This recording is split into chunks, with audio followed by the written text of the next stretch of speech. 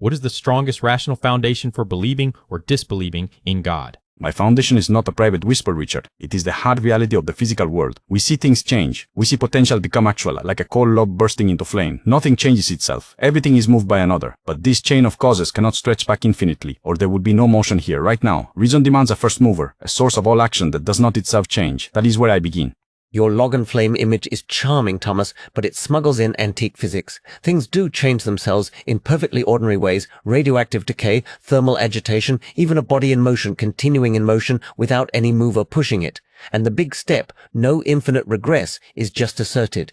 Even if you had a first cause, why call it God rather than a brute fact about the universe? And why is God exempt from your own regress? You are mistaking mechanics for metaphysics. Even a radioactive atom does not explain its own existence right now. It is contingent. It borrows its reality from elsewhere. As for the infinite regress, consider a paintbrush. If the handle were infinitely long but held by no hand, would it paint? Absolutely not. The brush has no power of its own. There must be a source of power that is not merely another brush, something that acts without needing to be acted upon. Your paintbrush depends on a hand because we already know what brushes are for, but the universe isn't a tool in a workshop. You're swapping one mystery for another and calling it explanation. If you allow a terminus, a being that just is, then the natural move is to ask why the universe, or its laws, can't just be too. And even if you get a necessary something, where does personality enter? Why a God rather than physics?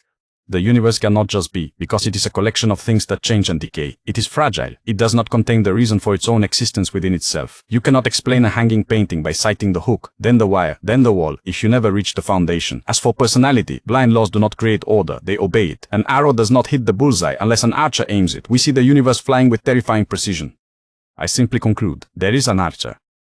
Fragile is poetry, not an argument. Decay doesn't imply borrowed existence, it implies entropy, which is exactly what physics predicts. And the laws need an archer. Move is just theology in fancy dress. Laws don't obey anything. They're our descriptions of regularities, apparent fine-tuning, anthropic selection. We can only find ourselves in a universe compatible with us. Where, in all this, do you get a mind that listens to prayers? Can moral truth exist independently of divine authority? Moral truth not only can exist without divine authority, it has to, because God commands it. Merely postpones the question, is something good because God commands it, or does God command it because it's good?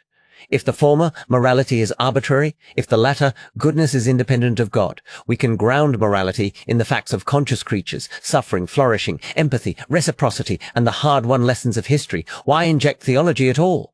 You present a trap, but it is a false one. You ask, does God command the good because it is good, or is it good because he commands it? I answer, neither. God is goodness itself. He does not obey a moral standard outside himself, nor does he invent one on a whim. His commands reflect his nature. When you speak of human flourishing, you're observing the natural law, but you cannot explain the design of the artifact while ignoring the artificer. God is goodness itself sounds like a definitional trick. You move from an empty label, God, to a warm blow word, goodness, and declared them identical. But that doesn't explain anything in the world. Our moral instincts are intelligible as evolved social psychology, empathy, reciprocity, reputation, kinship, plus cultural refinement over time. And the artifact-artificer analogy collapses because organisms aren't artifacts. They're products of cumulative selection. What observation would count against your claim? You confuse the mechanism with the mandate. You describe how we acquired moral feelings through biology and history, but you cannot explain why those feelings are binding truths. If morality is merely a survival strategy, then cruelty is not evil. It is simply inefficient. That is a terrifying distinction. As for your selection, you see a universe that orders itself and claim it needs no governor. I answer, a clock that winds itself requires a greater clockmaker, not the absence of one. You're smuggling in binding, as though it must mean commanded by a cosmic policeman. Why? If you and I agree that suffering is bad for sentient creatures, then there are objective facts about what causes suffering and what alleviates it. Cruelty isn't inefficient, it's harmful, full stop. And God is goodness, predicts nothing. When Scripture blesses slavery or genocide, was that goodness too? What would ever falsify your claim? You mistake description for obligation. You can describe data. A man suffers, yes. But to say he ought not suffer requires a standard of what a human being is force. If we are merely accidents of biology, suffering is just physics, neurons firing in the dark, neither good nor evil. You recoil at cruelty not because of social psychology, but because you perceive the violation of a sacred order. You are a man standing on a bridge, shouting that the bridge does not exist. You steal the objective sanctity of the human person from God, and then credit it to evolution. Is faith a virtue or an epistemic failure? We must distinguish our terms clearly. You frame faith as a defect, a suspension of critical thought. I answer that faith is the perfection of the intellect. Reason builds the foundation. It proves a first mover exists. But reason hits a ceiling. It cannot see the inner life of God. Faith is not blindness. It is the intellect's courage to trust a higher authority where its own power ends. It is not believing without evidence. It is trusting a witness who cannot lie. It expands the mind rather than narrowing it. Trusting a witness who cannot lie is doing all the work there. How do you know this witness exists, let alone that he cannot lie? You can't just baptize your conclusion as higher authority and call it a virtue. And your first mover doesn't get you to a personal, truthful God, it gets you to a philosophical stop sign. Why is stopping at God any less arbitrary than stopping at the universe? We cannot stop at the universe because the universe changes. It is contingent. It requires a cause that does not change, pure actuality. To explain a moving thing by another moving thing explains nothing. You need an anchor. Regarding the witness, a cause cannot give what it does not have. You possess intellect and personality. If the first cause were a blind force or a mere stop sign, it could not produce you. The effect proves the nature of the cause. Because cannot give what it does not have just isn't true. Mindless processes routinely generate minds. Brains grow from embryos. Natural selection builds astonishing design without foresight. Complexity from simplicity is the whole Darwinian story. And contingent therefore needs an anchor. Doesn't buy you a personable, honest witness. It buys you, at best, a metaphysical placeholder. So here's the key question. What observation would count against your faith? What would falsify it? You confuse the instrument with the artist. A hammer builds a house, but the hammer does not design it. Evolution may be the hammer, but it is not the architect. Matter has the potential to become mind only because a supreme intelligence directed it toward that end. Chance is not a cause. It is merely a name for a cause we do not yet see. As for your challenge, if you could demonstrate, by absolute logic or undeniable fact, that the resurrection did not occur, or that the first cause is logically impossible, my faith would be vain. But you do not offer demonstrations. You offer mechanisms, and every mechanism requires a maker. I do not worship a placeholder. I worship the very reason that makes your science possible. Your hammer analogy smuggles in an architect you haven't earned. Natural selection isn't a mere tool wielded by a mind. It is an algorithmic filter that, over vast time, generates the illusion of design without any foresight at all. No directing toward an end is needed, and your falsifier is set at absolute logic or undeniable fact about the resurrection. That's not a test, it's an escape hatch. A virtue that can't be genuinely risked by evidence is an epistemic failure. Can truth claims be objective without transcendence? Objective truth doesn't need a cosmic chaperone. The Earth orbits the Sun was true before any human knew it, and it would remain true in a godless universe. Objectivity comes from the way reality pushes back. Measurement, prediction, repeatability, the ruthless winnowing of error. Add transcendence, and you don't strengthen truth. You merely attach an untestable authority label. Thomas, what does true gain by being true in God? You speak of truth as if it were a stone lying on the road, something hard that simply siska. But truth is not a stone, Richard. It is a relationship. It is the alignment of a mind with reality. You are correct that the Earth orbited the Sun long before us. But consider why that orbit is intelligible at all. A house stands because an architect first conceived its design. The universe is not a random accident. It is an artifact. It possesses order and law because it was thought into existence. Without that supreme intellect to anchor it, your reality is merely brute chaos. It acts, but it does not mean. A house has an architect because we've independently observed architects building houses. You can't just smuggle that inference out to the cosmos and call it an explanation. Order doesn't require a mind. It requires regularities. Gravity isn't meaning. It's a pattern we model.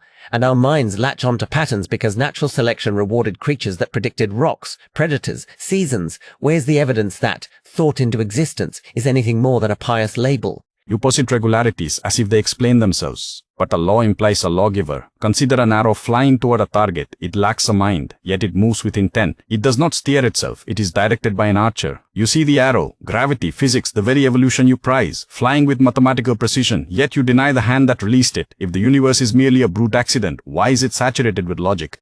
Lawgiver is just a seductive metaphor. The laws of physics don't legislate, they describe. No policeman arrests an electron for disobeying Coulomb.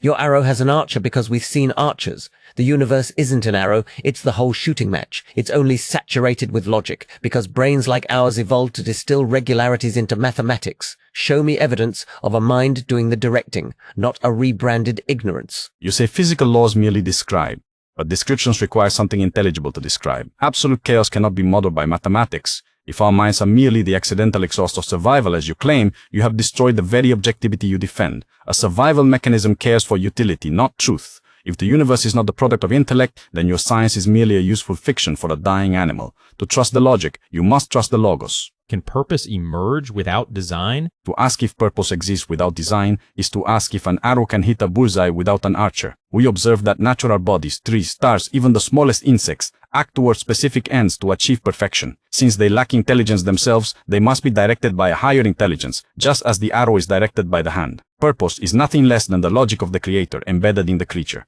The arrow analogy is exactly the problem. You're smuggling in an archer because you see a target. Nature doesn't aim, it filters. Natural selection is a blind, cumulative process that produces the powerful illusion of design. Organs look for as if they're for something, because variants that didn't work left fewer descendants. Stars don't achieve perfection, they obey physics. Where's your empirical evidence of a directing intelligence, beyond the feeling that things look purposeful? You mistake the mechanism for the cause. You say nature filters, but a filter requires a structure already in place. If nature were truly blind, an acorn might produce a fish. Yet it acts unfailingly to produce an oak. This constancy, this rigid obedience to law, is not a happy accident. You say stars obey physics. I ask, why do they obey? Physics explains how the arrow flies, but it cannot explain why there is a flight at all. Order does not arise from chaos without a directing intellect. A filter doesn't require foresight. It requires replication with heritable variation plus a non-random environment. An acorn doesn't unfailingly become an oak by magic. It contains digital instructions, and development is constrained by physics and chemistry. Fish from acorn is ruled out the same way French sonnets don't emerge from random keystrokes. History matters cumulatively. Why do laws exist? Is it an argument for a mind? What observation would distinguish your directing intellect from law-like regularity? You concede that the acorn contains instructions. This is my point entirely. Ink does not spill itself into a sonnet. It requires a poet. You ask how to distinguish intellect from law-like regularity? You cannot, for they are the same. Regularity is the signature of reason. Chaos is the signature of chance. If a ship could build itself, it would not prove the absence of a shipwright, but his supreme genius. Nature is simply the art of God, effectively moving through matter. You keep swapping metaphors for evidence. Instructions in DNA aren't like ink arranged by a poet. They're like a palimpsest, written by countless rounds of survival and reproduction. The author is differential replication, and regularity doesn't equal reason. Crystals grow into exquisitely ordered forms with no mind involved, simply because chemistry constrains them. If your intellect is indistinguishable from law-like regularity, it explains nothing. What new fact does it predict?